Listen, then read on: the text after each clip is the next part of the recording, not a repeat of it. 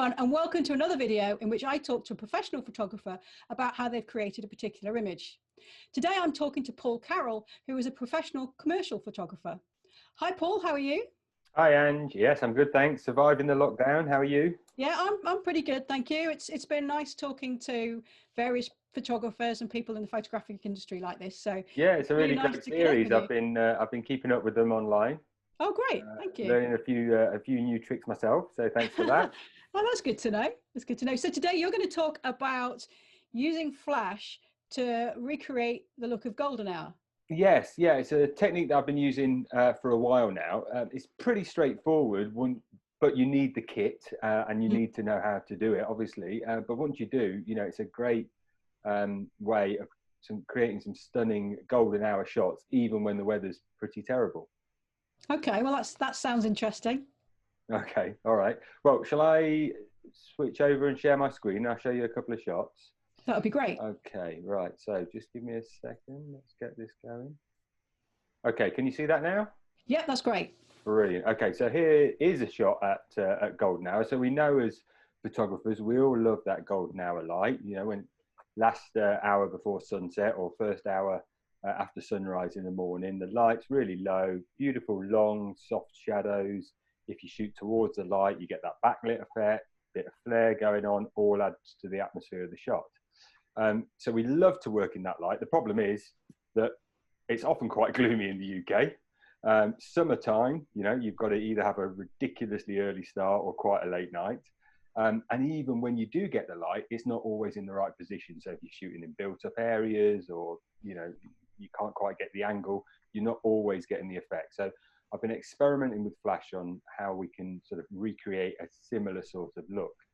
So let me just switch over to the next shot. Bear with me a second. Here we go. So here we are. So this is the image that that we're going to talk about today that I recreated. Actually shot for a Camera Jabber article a couple of years ago, where we were looking at some wireless flash techniques. And this was shot middle of the day, so not golden hour. Fairly gloomy. I mean, it wasn't raining. It wasn't a terrible day, but it certainly wasn't very nice. And we used two flash guns to recreate the effect. So this sort of rim light effect, where we've got the streaming through sunlight, is coming from a flash set just behind the model, sort of off camera here on the left hand side, over the left hand shoulder of the model. Pretty powerful. So overexposed it a little bit, so we get these blown out highlights. Don't mind blowing out a few highlights as long as we're not blowing out too many highlights on the face, kind of thing. So this, you know, really adds to that golden hour effect.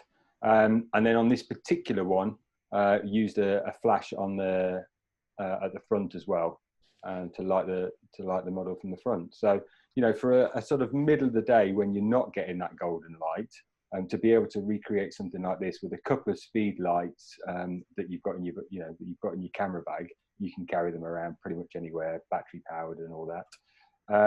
You know, it's really adds to your sort of photographic arsenal.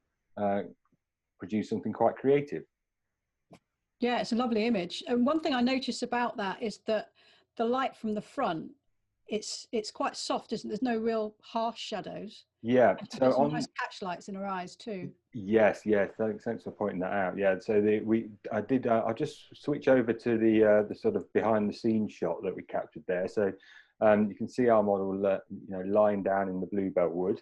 And as you say, the front light has been set up with one of those big Elasto-Light flash gun softboxes. So I've got a few of these. This is the bigger one that I've got, which, you know, helps spread the light even further for a nice soft effect. But I also use the Joe McNally ones, the smaller ones, which are okay for sort of headshot stuff. But, you know, if you can take this with you, then that's even better. So the two flashes, you can see the rear flash behind her over the left shoulder here, set up to do the rim light effect. Soft lighting at the front to light the subject. Couple of stands. If you've got a couple of assistants, even easier, then you don't have to bother carrying the stands around with you. But nowadays, we don't usually have assistants. And this one's weighted down. I don't know if you can see the weight in the bottom right hand corner, just Yeah. to stop it blowing over and bust my flashlight. So it's kind of, you know, the flash set up in a bit of a butterfly lighting effect, either side of the model. I'll show you some camera settings. So here's the rear flash. Set that up with a bare bulb because we wanted that really harsh lighting effect coming from the rear to, you know, to mimic the sun streaming through. A key feature of doing this is using some kind of orange gel over your flash. Flashlight, generally speaking, is, you know, cold-ish. It's a bit of a blue light. So to warm it up, then we can use an orange gel. And I set the flash compensation on this one to +1, so overexposing the flashlight a little bit, just to give us that really bright flash effect. Settings for the front light, so basically, you know, fairly similar. Orange gel again, just to give the, you know, the warm effect to the whole image. Softbox, as we've talked about already. These fold down, by the way, if you know, if the viewers haven't seen these before. So sort of like a pop-out tent kind of thing. So it doesn't fit in a camera bag really, the size of this one. The little ones, the Joe McNally ones, fit in really easily, but these ones, you know, you just have to carry it along in a separate little case, but not too inconvenient to carry around. And again, +1 on the flash compensation at the front. So you just got to be a bit careful with the light on the front, like we spoke about already, not to get too much glare on the skin tones of the model. So you can play about with the flash exposure compensation settings, you know, checking your histogram and your highlight clipping warning on the back of the screen when you take a shot. But again, I wanted the whole thing to be quite bright and vivid, so quite powerful flash. Obviously, you've shot this in a bluebell wood. Yeah. It is something that people could do in their gardens. Perhaps just they may have to move the flash guns a little bit closer to the model. Yeah, do it in the, you know, the garden, or when you're out on your daily exercise, as long as you're social distancing adequately, as we all have to do nowadays. But yeah, and in fact, we were messing about with the technique a couple of days ago in the garden, shooting some cherry blossom, and I'll show you that shot a little bit later on. And then I was packing up and my daughter came in. She'd been drinking a can of Iron Brew and she said, "Daddy, is my tongue orange?" So it stuck her tongue out, and I had all the stuff there with the orange gels on the flash. So we just, you know, I backlit her, literally just stood in the kitchen, and, you know, filled the frame with her face. So, you know, you couldn't really tell where she was. So yeah, great. And sometimes having limitations and restrictions can really help your creativity. You know, you can do that with kit, or you can do that with, you know, with location. So, you know, working out what you can do in your home environment, in your garden, you know, within your daily walk, you know, close to your residence, you know, makes you think a little bit more about what you're doing, and challenges you to be a bit more creative. The same with kit. You know, when we've got a bag full of lenses, it's like, you know, just, you know, you pick out the best one for the job. But sometimes if you've just got one, you've got to work a bit harder, and all of a sudden, you know, you create something new and something different.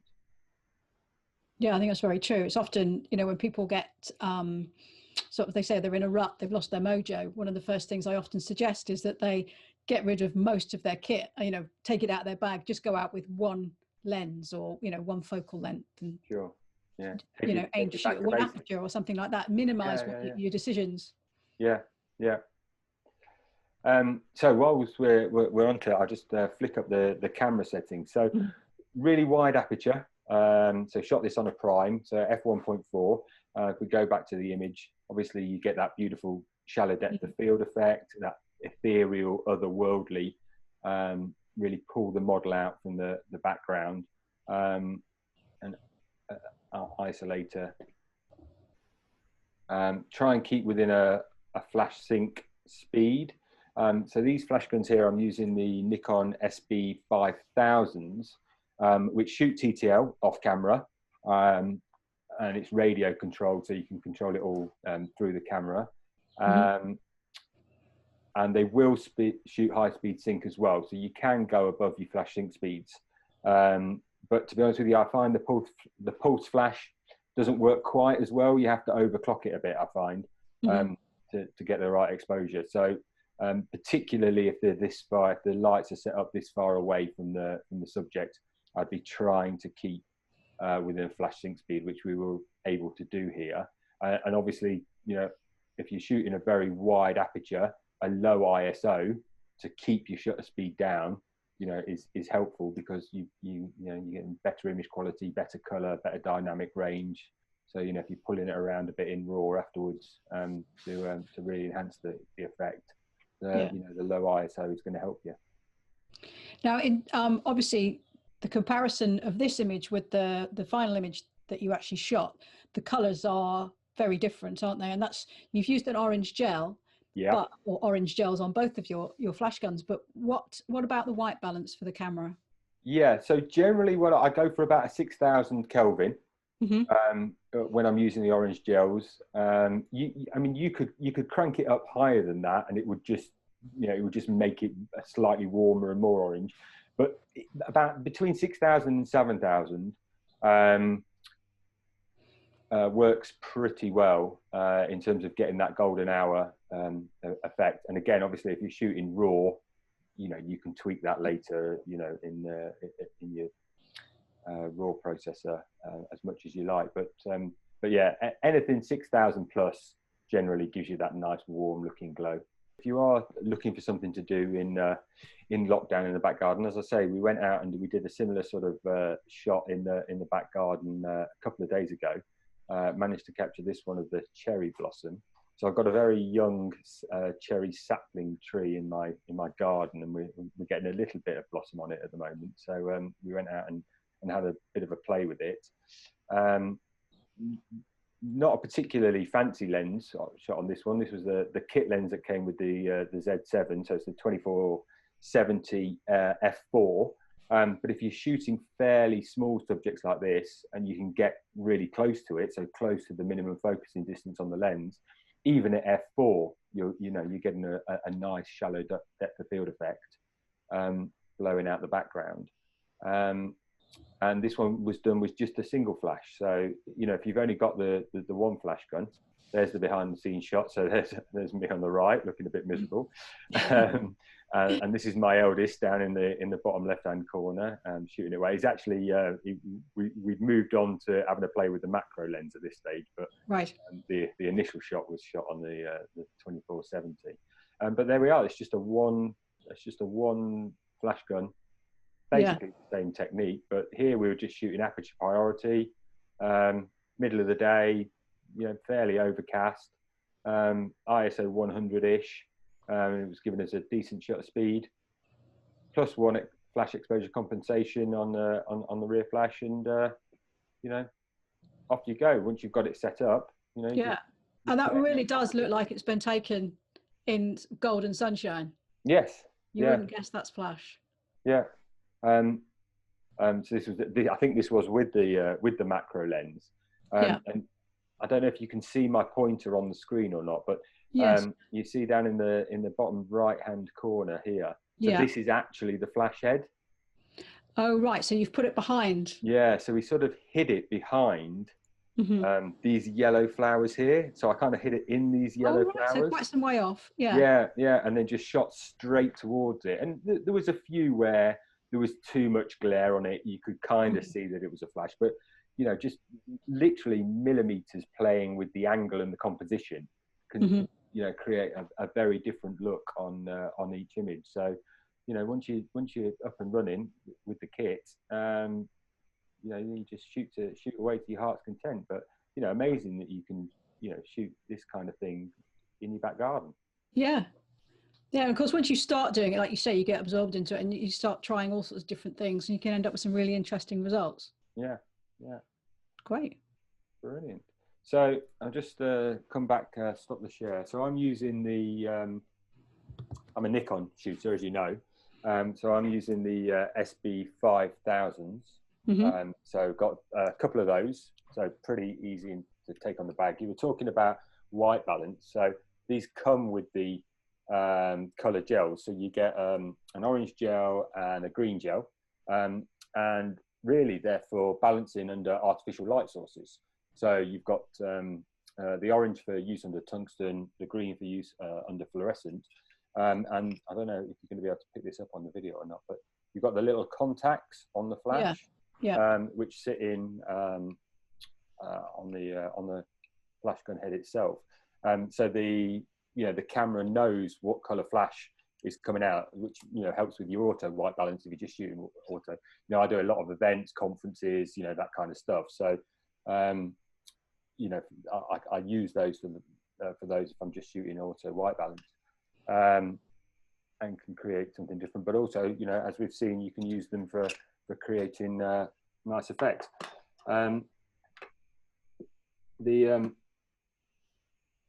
As I say, I'm Nikon, but there's loads of these. All the manufacturers now, don't they? They've got the wireless flash systems, and you can even use old manual flashes as long as you can get a couple of flash triggers for them. It's a little bit more kit to use, but you can, you plug in your flash trigger. Well, usually, you can even connect with a cable, can't you? Yeah. You get a long sync cable. 1 meter ones are fairly standard. You pick them up pretty much anywhere, but you can get even longer ones than that. Yeah. Used to use those a bit at events myself, actually, using doing that, but it was giving me a bit of armache. And of course, you could just use, if you haven't got things to snap on to change the colors, you could use the gel. You can even use, people play with sweet wrappers, don't you? Grab the Quality Street out and feast on a few chockies and then use wrappers. Sometimes I found with those you have to layer them a little bit, so you get 3 or 4 orange ones or 3 or 4 yellow ones, and that can help give you the color that you want. But before it all got, because we're spoiled nowadays, aren't we, with all the kit? This stuff actually comes with flash guns nowadays. Yes. But years ago, you could buy, and I'm sure you could still get them, packs of flash gels, which were similar sort of size, and you just literally masking tape them on, sort of thing, or get the little holders. Yeah, and an important thing to remember is something that Robert Pugh was talking about, is if you increase the flash power, so you've got more light going through that gel, it will actually decrease the color. So it's something to bear in mind. If you think, the color's not strong enough, don't reduce the flash power up.